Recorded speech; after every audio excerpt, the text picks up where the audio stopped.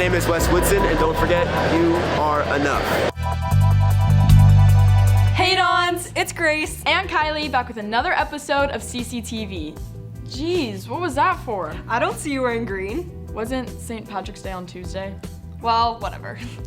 Well, other than St. Patrick's Day, this week was Yellow Ribbon Week, and we hope everyone took time to reflect on their mental health. Cathedral has so many resources to lean on when you're struggling. Let's send it over to Daniela to learn more.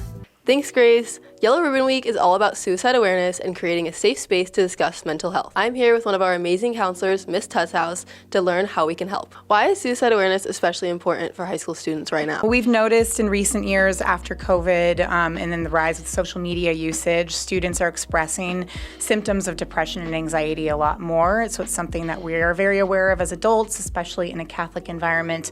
We want to provide safe spaces that take care of you all mentally, emotionally, spiritually. What are some good resources for students that are struggling with mental health? If students are struggling with mental health, we want them to reach out to professionals. Don't want them to feel they have to rely on themselves or their peers. The National Suicide Hotline is also a resource that is always available to students. You can find that number on the back of your ID card by dialing 988. Here on campus at Cathedral, you can access any of the counselors. So we are a team of 8 counselors available to any of you anytime. You can see your own or you can see another one. The teachers and employees here at school are here to support all students, and also we have Evolve Therapy is an option to our students too who are struggling with more severe mental health concerns. Thanks so much, Ms. Tusshouse, for that advice. Now off to Zoe. Hey Dons, this past Tuesday we celebrated the feast day of St. Patrick. Let's go talk to Miss Smedley to learn more about this honored saint. Miss Smedley, who was St. Patrick? So St. Patrick is a saint that's typically associated with Ireland, but he actually wasn't born in Ireland. He was born in Britain and was kidnapped and enslaved around the age of 16 for about 6 years. He then escaped captivity and became a priest.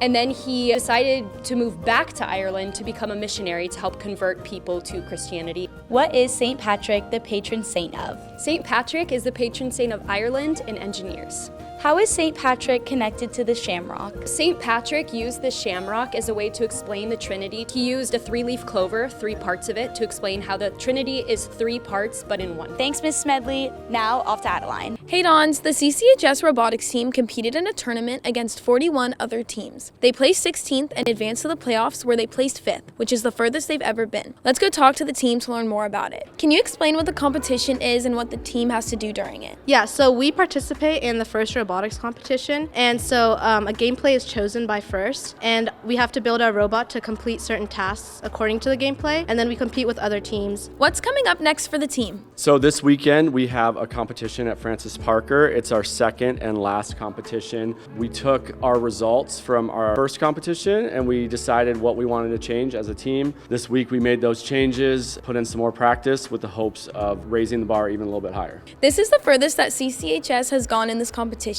What do you think helped reach that milestone? It was a combination of our many mentors this year, and we have several dedicated seniors, juniors, sophomores, etc. And this year we really wanted to focus on excellence. Thank you for telling us more about the competition. Now back to the studio. Thanks, Addie. Juniors, we hope you guys are getting ready for the last Junior Quest Retreat of the year. Tickets are still available for next Friday's TEDx CCH Youth event themed Ad Astra. You can find the ticket link on Instagram or Schoology. Our spring sports have been reaching for that pot of gold. Mari, give us the rundown for this week.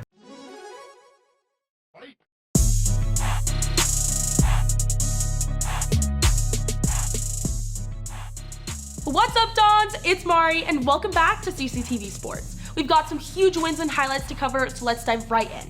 Hitting it off with a bang, our baseball team is currently ranked as #1 in the county. Last week, the Dons beat all 5 teams in the county and look to carry that momentum for tonight's rematch against Granite Hills. At the last game, we saw some outstanding pitching from Shohei Darvish, and both Alex Harrington and Jonas Nalu went 3 for 4 at the plate. Good luck today, boys. Swinging into golf, our Dons stand at 36 strokes under par ahead of all the schools in the tournament. To open up the week, the team competed in day 2 of the John Morello tournament, with everyone on the team shooting under par, extending their first place lead to 35 shots over Carlsbad. On Tuesday, they matched up against Scripps Ranch, followed by the final day of the tournament, and then matched up yesterday against LTC. And onto the courts, boys volleyball absolutely swept Coronado 3-0 on Monday, putting them back in that win column. Last Wednesday, we had some standouts like senior Anand Ryan with 20 kills and senior Luca Valdivia with over 12 digs. This Wednesday, they took on Eastlake and are now gearing up for next Tuesday's battle against Saints. Good luck, boys. Carrying it out to the sand, the girls beach volleyball team has been absolutely cooking this season. They stand at 7-0 winning streak after taking the clean sweep against Mission Bay last Friday. On Thursday, they took on Point Loma and look forward to their rematch on Monday. Let's go, girls. On to lacrosse, the boys continued that win streak after taking the dub against J. Sarah Catholic last Friday. Unfortunately, they took their first loss of the season in a close match against one of the best teams in Colorado, Regis Jesuit. The final score was 9-10, putting them at a 2-1 record. The boys have a long rest period, but pick it back up in a couple weeks to take on St. Ignatius. Keep working hard, boys. And on the girls' side, the team has been cooking up this season.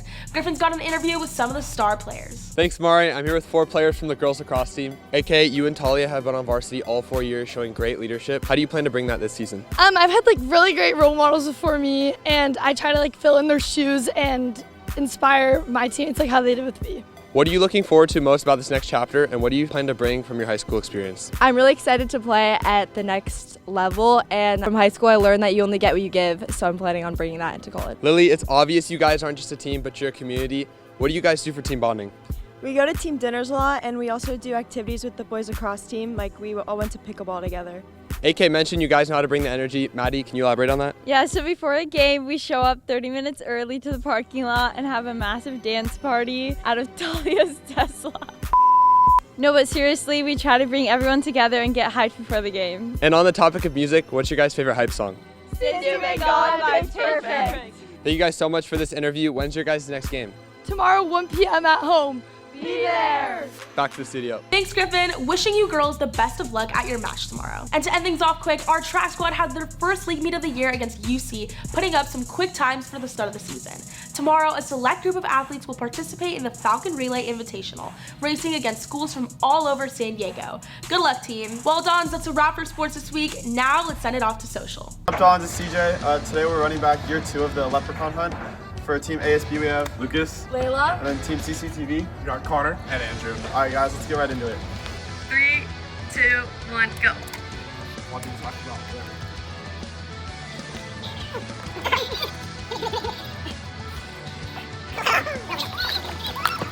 Oh my god!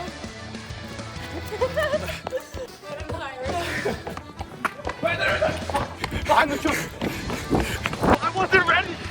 To CCTV. Got CJ. Another win in the books. Alright guys, we're gonna redo that because I was not ready. I was not in position. They're over there. Let's go high. 3, 2, 1, go. Oh my gosh.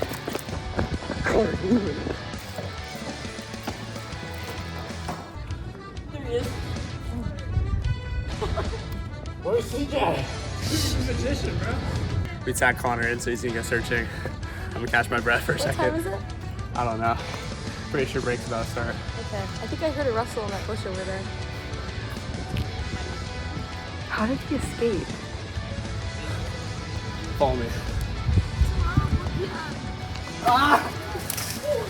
Oh my god! He's not getting found. We found him. Ah! I tagged him. Let's go, Team ASB! Team ASB for the win! So, CCTV when first found. This is how it ran me. Found me while off guard. I guess ASB got me the second round, but CCTV always wins. Off to student standout.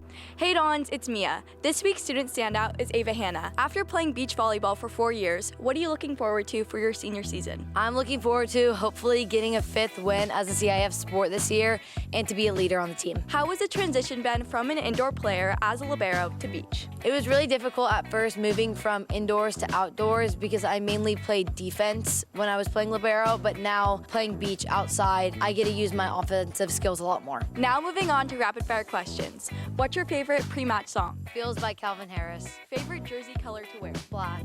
What number are you? 8. What does a perfect pregame ritual look like for you? Getting a smoothie, getting ready with my teammates, and getting excited for our match. What are some top colleges you've been looking at? Miami, USC, and UCLA. Thank you so much, Ava Hannah. We look forward to see where you end up. Now, setting it off to Colin. Thanks, Mia. Yesterday was the feast day of St. Joseph. Let's go talk to Father Mark to learn a little more about his legacy. What could you tell us about St. Joseph's feast day? Yeah, the Solemnity of St. Joseph is a really important feast day.